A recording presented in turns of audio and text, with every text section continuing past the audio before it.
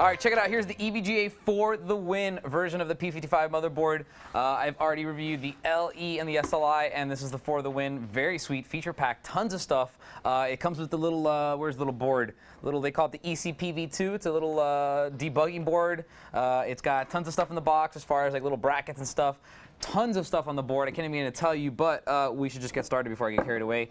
Starting with socket right there, 1156. You're going to do all your Linfield stuff.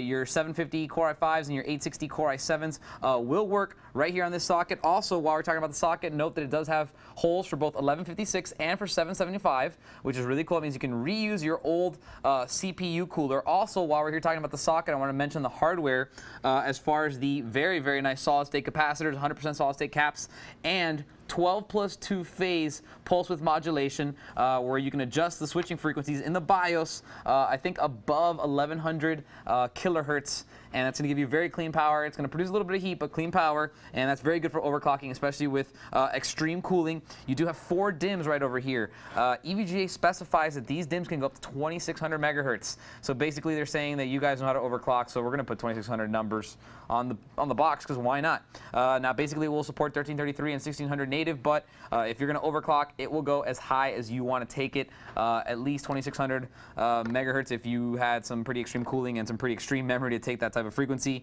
Really good stuff. Also, you will note right over here, this is that little famous E that will light up inside your board. People talk a lot about that. For some reason, they like it. I just think it's a light, but hey, lights are important too. Also, what's important about this board is this right here. PCI Express, lots of it. You can run X16 straight up, or if you populate 2, it's going to buy 4K down to X8, X8 of PCI Express 2.0. You can also add a third down here. This is for physics, so you can run a dedicated physics card. It's going to give you a performance a boost in physics games. Basically, if you want to know how much performance you get from a physics card, turn physics off and see what kind of frame rate boost you get. And that's the type of frame rate boost you would get if you added a dedicated physics card. That's pretty important to know. Also, if you look right over here, bunch of SATA ports. There are 6 right here. So that's 246 and RAID 0, 1, 0+1, and 5 as well. So it's a lot of RAID options. Basically going to give you a lot of versatility as far as striping and getting some performance upgrades. Or if it's for a workstation, you want to be a little more redundant, you want to have backups, you can do RAID 1. It's really up to you. Lots of good features. Also, I want you guys to notice, look at the ridiculous bottom on this thing. Starting from over here, front panel connector, but you will notice you have 3 USB 2.0 headers, which is just rare. That's a lot. That's 6 USB ports. You have a FireWire header. That's also a little bit rare.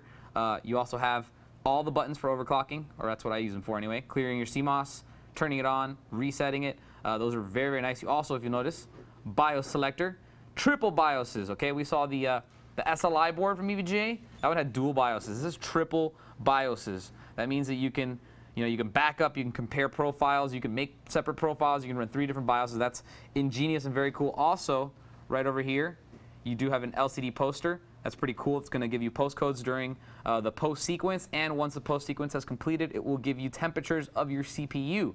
So you don't need to really run software inside your OS that takes up memory and stuff. You can just literally look right there. That's very, very nice. Another great overclocking feature, you have dual 8-pin CPU power connectors. That means you can do 600 watts because they do 300 a pop, and you have 2 of them.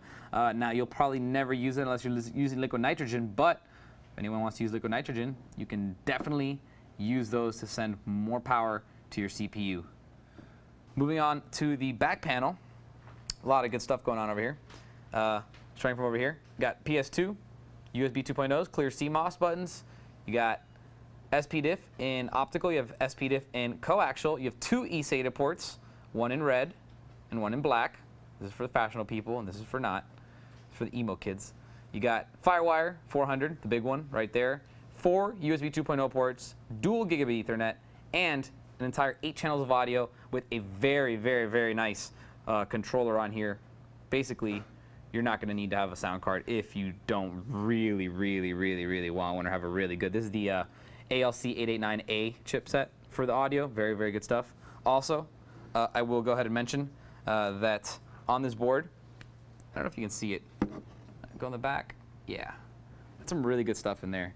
They put a lot of gold in these sockets for the win for overclocking. They put a very strong bracket on here. They have capacitors in there that are incredible. They have a lot of really good stuff. Another thing I'll tell you about it is this board has dual clock generators. Now, I couldn't tell you, I don't know enough about the P55 to tell you where they are. Pretty sure they're inside the P55 chipset down here.